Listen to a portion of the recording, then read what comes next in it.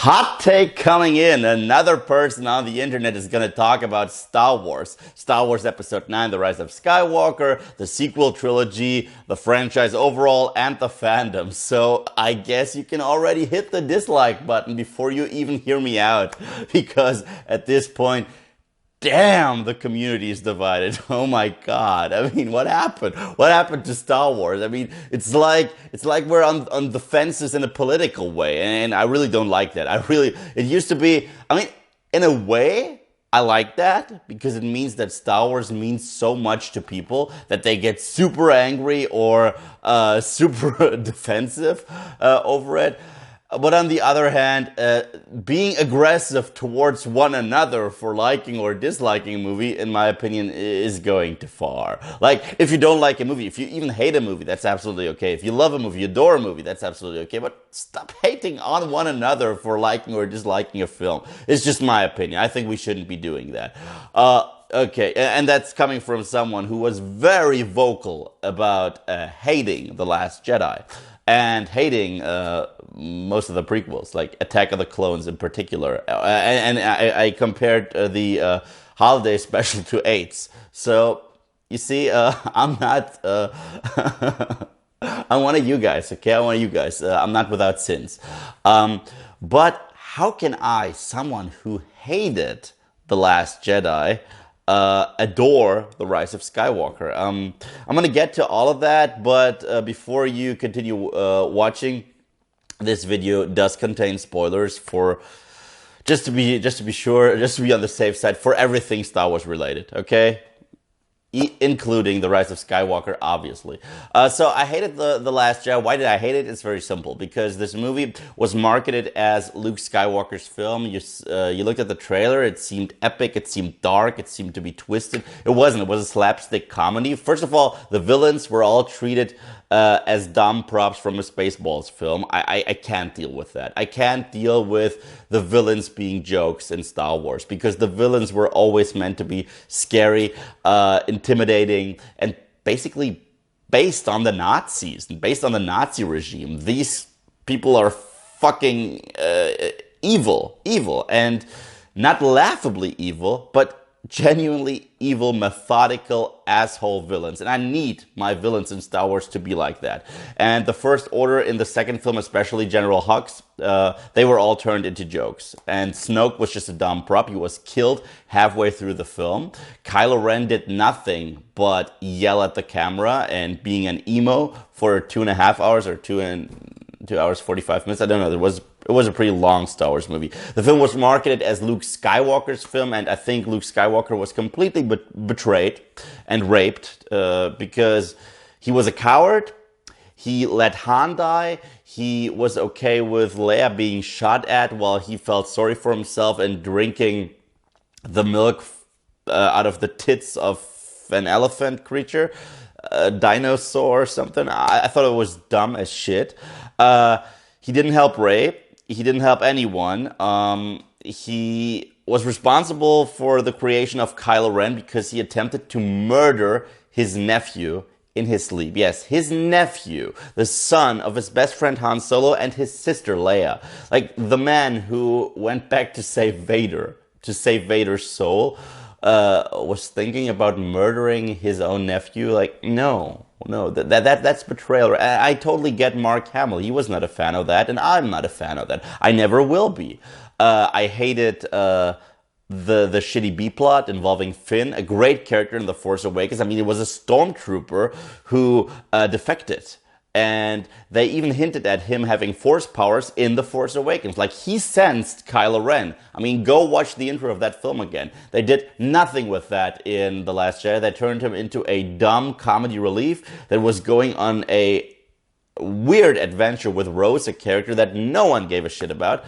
And they went to a space casino only to find Benicio del Toro, who was another shit character. Like, they introduced new characters without developing the already newly established characters from The Force Awakens. That was a massive mistake, a terrible mistake. Also, they didn't put our gang together. Like, They didn't give us one scene with our original cast, like no Luke, Han, Leia, Lando together, and they never gave us a scene with Rey, Finn, and Poe together. That was a problem. That was a huge problem because the dynamic between Han, Luke, and Leia was what made the originals so great. So I'm glad that we have that now in The Rise of Skywalker, when I get to that.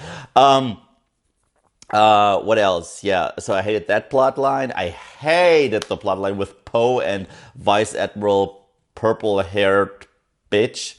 Like, what fuel problems in space? Why do I care about her and her purple hair? And no, Finn wasn't developed any further. I didn't give a shit about, not Finn, Poe wasn't developed any further. And I didn't give a shit about Laura Dern's character, which is a bummer because I loved her in Jurassic Park. And now let's get to the one thing I liked about this movie. Well, apart from it looking great, it looked stunning, camera work, cinematography, all of that was great. But I loved the Rey-Kylo Ren dynamic. I love that. But they destroyed Rey's character too, because her motivation was to learn about herself, her origin, her heritage, because that was the single most captivating part of her character in The Force Awakens. And Rian Johnson just threw it out of the window, just like he threw Luke out of the window, just like he threw Luke's lightsaber out of the window, just like he threw Snoke out of the window. So yeah, I hated that film. Enter Rise of Skywalker. Now JJ is back, and fuck. Okay, you can tell the biggest problem of that trilogy is that there's no roadmap. I mean, JJ had a plan, and he wrote an outline for all three films, but Rian Johnson just threw it out of the window. He was allowed to do that, and that's the biggest problem. So now, after having burnt the franchise to the ground, it was up to JJ to kind of fix it. And he picked up where he left his characters in The Force Awakens, but had to acknowledge some stuff that happened in The Last Jedi, mainly the death of Snoke and the death of Luke Skywalker. And I think he did a phenomenal job with the material he had. Okay, first of all, retconning Rey was great because Rey had been a Mary Sue. I mean, it's true. Daisy Ridley is a phenomenal actress, and she made that character really charismatic and fun. But she never had a clear arc. She never faced an obstacle. She was just good at everything because. And this movie did something smart. They used that one thing that people hated about her character, her being all-powerful, and made that her arc, that she's afraid of her own powers. I thought that was great. That gave her character some gravitas. Bring back Palpatine came out of nowhere. I'm not gonna lie. It felt like a kind of break the glass in case of an emergency situation, and that's basically what it was. But you know what? They had to do that. Snoke was dead. They had nothing to work with. Fuck you, little broom boy, at the end of The Last Jedi. So they brought him back, but I think he still worked for the story, and I think I mean, look, the concept of the First Order was kind of dumb. Like, the Empire's just back because. I mean, we had the one throwaway line. Like, Luke Skywalker vanished, and in his absence, the First Order rose out of the ashes of the Empire. How? Why? Why didn't the New Republic stop them? No explanation. So now we at least know that it was Palpatine pulling the strings once again, which is a better explanation than whatever Rian Johnson would have given us. So I like that. And they hint at the fact that this might be a Palpatine clone, or he may have had those Darth Plagueis powers. So I buy that. I actually buy that. Still, it felt like they added that in at the very last second.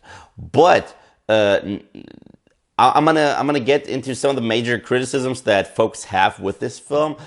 Basically, the fact that it's over convoluted, that it has a lot of plot holes and plot conveniences. And you know what? You're all right. This movie has all these things. It starts off and it just throws content at you, and you just have to accept stuff. For example, yeah, Snoke, he's basically one of those messed up Ripley clones from Alien 4. That's just the reality of the situation now, I guess. Palpatine has this massive fleet, all equipped with Death Star tech. Okay, fair enough. I have to deal with that. Then we have to gather objects and basically find ourselves on a fetch quest. Get MacGuffin number 1 in order to get to planet number B. Number B. Planet number 1, planet number 2, I'm so sorry.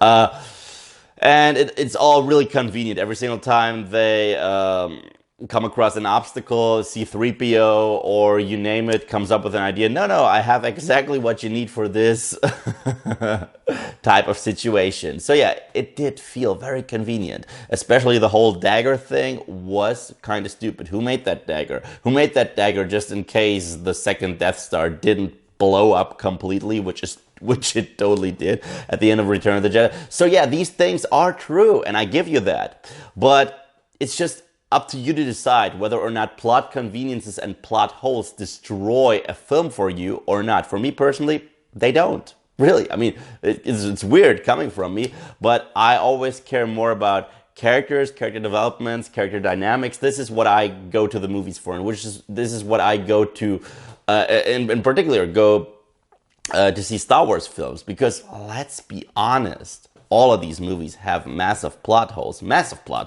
Like Return of the Jedi, it's like, what, a year after or 2 years after Empire Strikes Back, and we have a new Death Star, and we just have to buy that? Okay. The little like C-3PO and R2-D2, they just happen to crash land on Tatooine and happen to meet Luke Skywalker, Vader's father, which is basically the starting point for the whole adventure. What if they landed, I don't know, near other Jawas that sold them to someone else? What would have happened? Tell me. I mean, yeah, R2 would have still tried to find Obi-Wan, but I don't think that Luke would have been part of the quest. And Luke being our main character, that's a big problem. Or once again, let's talk about Return of the Jedi, when Luke tells Leia, yeah, you're my sister. She's like, I know, I've always known. You've always known? You totally made out with him in Empire Strikes Back. I mean, that's weird. Or when he asks her, you remember your mother, your real mother? She's like, yeah, I remember her. She was very beautiful, but also sad. No, you don't remember her. We saw Revenge of the Sith. She died when you were born. So these plot holes exist. And whether or not you can deal with plot holes or plot conveniences, for example, they crash land on Endor and a bunch of teddy bears are able to defeat Vader's most daring, most capable troopers. It's weird, but we just have to accept it. These are the kind of things that I can roll with. What I can't roll with is destroying characters. I just can't. When a character acts in a way where I'm like, no, that's dumb, or where a character doesn't develop at all, that's where I have a problem, which is why some of my all-time favorite movies have massive plot holes. I mean, Die Hard, I just saw it the other day. It's still a 10 out of 10 movie. It's my favorite action movie of all time. But there's a scene where John McClane kills, I think, Marco. That's the terrorist. He like shoots him in the dick and the legs and the stomach, and then he throws his body out of the window in order to get the attention of the police force. And what does the commissioner say? Well, it's probably just some sad co-worker or employee that took his life and jumped out of the window. Really? He has bullet holes. Like, the body has bullet holes. Like, what did you think happened? He shot himself multiple times in the dick before jumping out of the window? Doesn't make sense, does it? But it is one of those things that I just accept. Avengers, Infinity War, or Endgame. Love these movies. And you guys love these movies, at least most of you guys. Like, Thor is taking the full force of a dying star to the chest or back or whatever, and everyone is getting their ass kicked in Wakanda. So what they really need is Thor, and conveniently enough, his new weapon is able to summon the Bifrost. Why? Because the plot demands it. The Infinity Gauntlet is a once-in-a-lifetime device to harness the power of the Infinity Stones. Is it? No, because in Endgame, it can be done with Stark tech. Like, Tony Stark literally invents an Iron Man gauntlet that is able to hold the stones and harness their powers. Why? Because the plot demands it. The Hulk, arguably the strongest Avenger, well, it's either him or Thor, holds the Infinity Stones in his hands with that gauntlet, and it hurts him so much that he's almost unable to snap his fingers. But Iron Man, a dude, a man, a normal guy, is able to make use of one last one-liner, like, I am Iron Man. Yeah, he dies, but he, why was he so powerful? Like, why?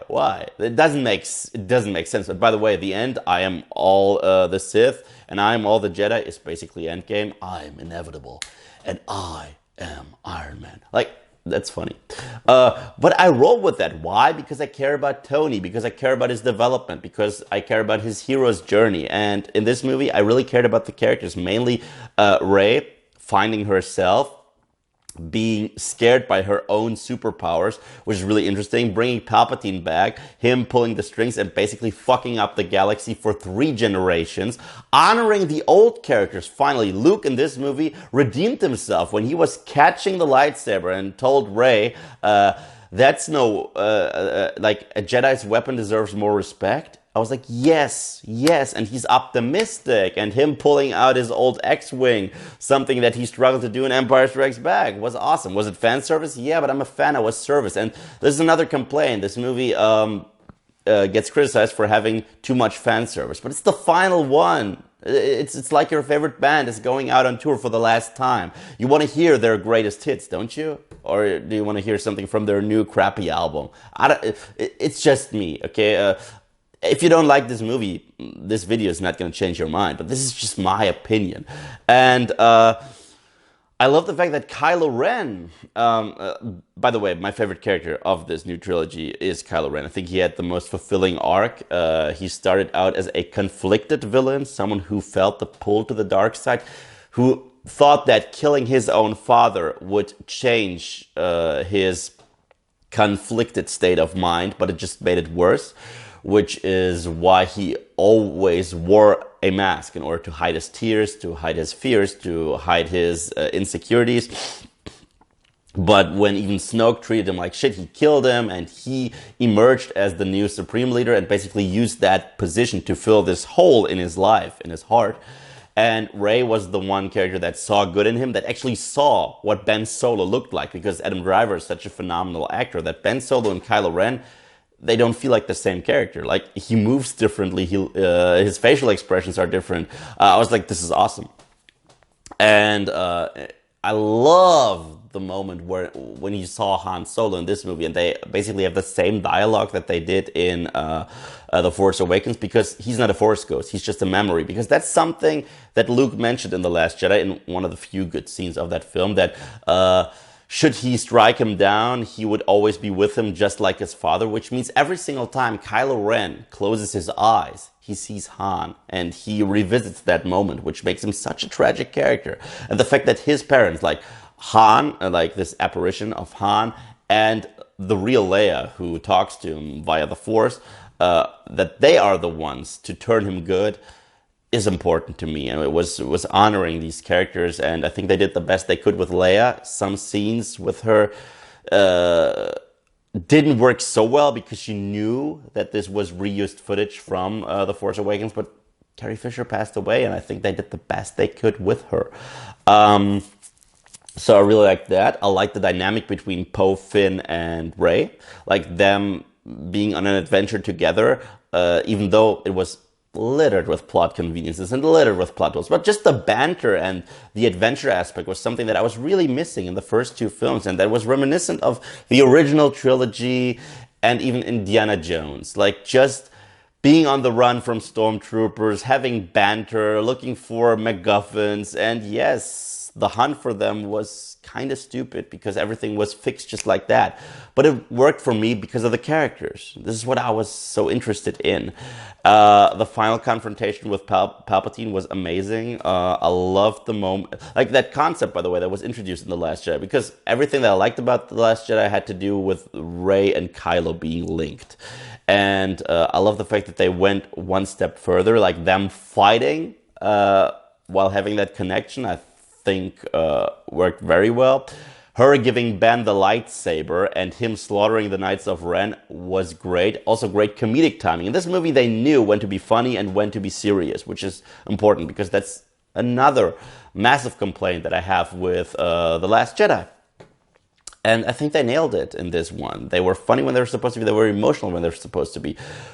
Rey being for the first time, she gets advices. Like she needs mentor figures is good because she was too overpowered. And the fact that all the Jedi just lent her powers for the very last time while she's facing off Palpatine, I really like that. That reminded me of something out of, I don't know, Dragon Ball Z when Goku comes back from the realm of the dead in order to help Gohan out when he's killing Cell. I like that. I need that. I thought that was great. And even the Reylo thing, I was never a fan of them being romantically involved. But since Kylo Ren does such a phenomenal job as Ben Solo, he's basically a completely different person. When they kissed, it didn't feel awkward, weirdly enough, because I didn't feel like she just kissed Kylo. I felt like she kissed Ben, and that was the person that she always saw in him. So surprisingly, that worked. However, when he died, I didn't like that. I understood why they killed Vader in Return of the Jedi, because his arc was over. I feel like her and Ben should have lived, and her taking the name Skywalker, I think he should have been the one to do that, and she should have stuck with Palpatine and giving that name a positive connection for future generations to come, because that is how you really beat the Emperor, destroying his legacy by using his name as the last name for a Jedi. It's just my thoughts on all of that. But yeah, all in all, I think the fan base will be divided. I still blame Rian Johnson. I still blame The Last Jedi. What he did with this movie was horrible. And the way that fans were treated online by some of the producers and Rian Johnson himself was horrible. Like being insulted for not liking this disgusting piece of shit film. But I think JJ did his utter best. Was it littered with plot holes and plot conveniences? Yes, but again, most of my favorite franchises are. Like another one that's a really big one is X-Men. Like me and my buddy Sebastian Vandal Martinez, we ranked all the X-Men movies, and you know what? Even the great ones, they all have massive plot holes. Massive. You can only watch X-Men 1 and 2 back to back without plot holes. X-Men 3 is where the plot holes start to occur. For example, Kitty Pryde is basically around the same age as Rogue. Even though she was a little girl in X-Men 1 and 2 and played by a different actress. What else? I think... No, even in X-Men 1 we saw Hank McCoy on television, but just as a person, not as Beast, which doesn't make sense because X-Men 3 establishes that he's been Beast for quite a while. Then we had X-Men Origins. I don't even need to talk about that massive piece of shit and what it did to Deadpool and blah, but there was no continuity. We see X-Men 3 starts with Charles and Eric, played by Ian McKellen and Sir Patrick Stewart, together walking towards Jean Grey's house, and Charles is bald, yet he's walking. But First Class told us that he was shot and paralyzed in the 60s when he still had hair. And this was also around the time where Eric turned into Magneto, so it doesn't make sense whatsoever. Then that whole Mystique being his half-sister was totally retconned because that was never established in the originals. She tried to kill him in X-Men 1, okay? And the Raven that we met, played by Jennifer Lawrence, would have never done that. Never, ever. Also, Wolverine loses his adamantium claws in The Wolverine when he faces off against the Silver Samurai, but enter Days of Future Past and they're back. Doesn't make sense, no explanation, but it's just there. And Days of Future Past is hands down my favorite X-Men film, other than Logan. Logan is a horse of a different color. And then we enter, what was that? Yeah, Days of Future Past ends with past Logan being rescued by Stryker, but we find out it's not actually Stryker, it's Mystique. So he should have never.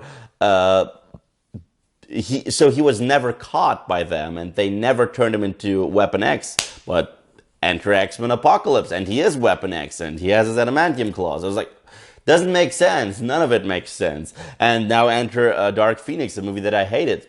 Supposedly it takes place in the 90s. So why does Magneto still look like he's in his early 40s? Same goes for Charles. None of it makes sense. Okay, none of it. But I still enjoy some of those movies. Rise of Skywalker is convoluted. The pacing is off, especially in the first act, and it does have a lot of plot holes, a lot of plot conveniences. But what it does best is treating these characters and this franchise with respect. Like, to me, it felt like a love letter to The Force Awakens and to the original trilogy. To me, it honored the OG cast like none of those sequels. Like when Poe is so desperate and he's talking to the body of Leia, he's sitting in front of her, and he asks her, "How did you do it? How did you pull it off?" And Lando comes and tells him, "We didn't know how to do it, but we had each other. That's how we did it." I was like, that's a beautiful moment. Taking advices from the old ones, not like Kylo Ren in The Last Jedi. Let the past die. Kill it if you have to. No, it was really, really important. Also, Lando is the one to save the day. Like, all the old characters actually save the day. The old characters are the ones that lend Rey her powers, and Luke is the one that gives her the final push. Leia was the one to train her. Lando is the one to save everyone in the space battle, and Leia and Han save Kylo Ren's soul. So even though this is the movie that where our OG cast has the least amount of screen time, it's the one that honors them the most. And I think this trilogy just should have been like that. We should have just focused on the new characters, and our old crew should have just had cameos. But by marketing it as the continuation of the adventures of Luke Skywalker, Leia, and Han Solo, people were really disappointed with what they got. And that is fair. That is fair enough. I didn't get what I wanted to see with this trilogy overall. But the way it concluded, the way it wrapped, I thought it was a beautiful ending to this trilogy. Was it the perfect ending to the Skywalker saga? No, man. You can't beat celebrating with Ewoks on Endor. You can, even though these creatures are messed up. I mean, they eat stormtroopers. They ate them. I mean, only the helmets were left. So there was something dark about that scene. I mean, and I'm not making this shit up. They were about to cook Han Solo and Luke. So that's a fact. But overall, when I look back at the sequels, I'm gonna rank all of the Skywalker films now. But I will be back with a ranking video of the entire saga. But if I were to rank them, I'd go The Last Jedi is my least favorite Star Wars movie because I hate it more than the prequels. It really destroyed the character of Luke. It treated the franchise with disrespect and meta humor, something that was never part of Star Wars. It didn't develop our new characters. Maybe Kylo Ren a little bit, but everyone else took a back seat because Rian Johnson was so focused on fucking Luke Skywalker in the ass. So I hated The Last Jedi. That's my least favorite.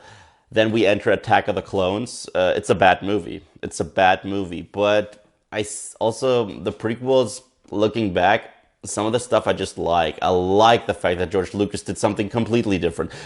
People say that Rian Johnson had a vision. I don't see it. It's basically Empire Strikes Back, but the bad version of it. Only the battle for Hoth is at the end. Like, the rebels are running away from the Empire. That's Empire Strikes Back. Our hero is learning from a master that at first doesn't want to train her. That's Empire Strikes Back. The villain offers our hero to join him. That's Empire Strikes Back. The only difference is that they fucked Luke in the ass. But it's Empire. Only the bad version. So yeah. Attack of the Clones follows. I didn't like the stale acting, the dialogue. I mean, Anakin hates sand, okay, good for him. I didn't like that. Next up, Phantom Menace. It's a kid's movie. It's really boring at times. That's the worst thing about it. I mean, Jar Jar isn't the worst thing. The worst thing is that it's boring at times. But it had Darth Maul, which was pretty cool. Like the final battle was cool, and it established something completely new, like the world before the Empire, and I respect it for that. The world building in all those prequels is pretty good. Then we enter Revenge of the Sith, which is the one that, looking back now, is legit. It's a legit Star Wars movie. It's not a good one. It's not one of the great ones, but it's legit. I feel like Anakin Skywalker, like his fall and him becoming Vader was way too rushed. It was very reminiscent of Daenerys Targaryen during the final season of Game of Thrones. But I enjoy this movie. I enjoy a lot of it. The action is fantastic. Obi-Wan, like Ewan McGregor, is great. The Emperor is great. Order 66 is great. This movie really gets a lot of shit, but it had some amazing moments. Even like the opening battle sequence over Coruscant, which is one of my favorite Star Wars sequences ever. Like this movie really has some amazing moments, in my opinion. Then we enter The Force Awakens, which really brought Star Wars back for me after the prequels. It's a very nostalgic ride. It is a remake of A New Hope, but the new characters were all intriguing. Seeing Han back on screen was phenomenal. The ending, the cliffhanger with Luke on the island. I know Rian Johnson destroyed that scene, but doesn't mean that this movie in and of itself was amazing. I love that it went back to the roots of Star Wars. Practical effects, actual sets, great acting, good dialogue is what I wanted to see. And it introduced Star Wars to a new generation of fans. And some people will grow up with those sequels and they will consider them their favorites. Like even now, I know some people that consider the prequels their favorites. And you know what? Good for them. Good for them. I still have my original trilogy. So good for them. Instead of shitting on those fans, you can disagree with them and be happy for them that it gave them something special. Next up is The Rise of Skywalker. To me, it's the best one out of the sequels. It's the one that felt rushed, yes, and over-convoluted, absolutely. Had plot holes, plot conveniences. I went over all of them. But it had the best character arcs for Rey and Kylo. It honored everything that came before. It had the most. It felt really urgent. There was the urgency towards beating the Empire, because it was the Empire. I mean, it was the final order is the Empire. The character dynamics were amazing. Apart from the expositional dialogue, the dialogue between characters was fun. The dynamic was fun. The lightsaber battles were amazing, in my opinion. Love that movie. Next up, we enter the original trilogy. I mean, nothing is ever going to beat them. And my least favorite is actually A New Hope. It's funny. The one that started it all. It's a very fun movie. It's a very great movie. It's Star Wars, okay? It's amazing. And it builds up the world. It sets up the world and the characters perfectly. But it does drag on a little bit. Like, it takes its time, as it should, but it's also burdened with establishing the lore and the world and the characters. So I do love it. Favorite bits to me personally is everything that happens on Mos Eisley, like the Cantina Bar scene, the introduction to Han Solo. These are my favorite sequences in that film. It's a perfect adventure. It's a perfect adventure movie. So yeah, it's also a 10 out of 10. My second favorite might be controversial. It's Return of the Jedi, because most people put it at number 3. To me, I get the hate for the Ewoks, but you know what? When I was a kid, I liked them. Now they kind of seem silly, but you know what? The final confrontation between Luke Skywalker, the Emperor, and Vader is my favorite confrontation of all time. And I don't think that The Rise of Skywalker diminishes that, because Vader, that whole thing about prophecy and him bringing balance to the Force and him being Space Jesus, I never liked that. To me, it was always him saving his son, because it's the right thing to do, because he's turning back. Luke succeeded in turning him back, and he saved his son's life. This is why he did it. And he achieved peace for 40 years, so it was not for nothing. I don't get that complaint with The Rise of Skywalker. Like, bringing back Palpatine undoes that. It didn't. we had peace for 40 years, and Anakin made the decision to die a good person and save Luke Skywalker. So to me, doesn't undo shit. Jabba the Hutt was fun. The palace sequence was a bit drawn out, but still the characters, the fantasy, the costumes, Han Solo and Leia finally becoming a couple, Leia being force sensitive and a Skywalker as well. This movie is just fucking amazing. And my favorite, big surprise, Empire Strikes Back. It's the ultimate Star Wars film. It's even better.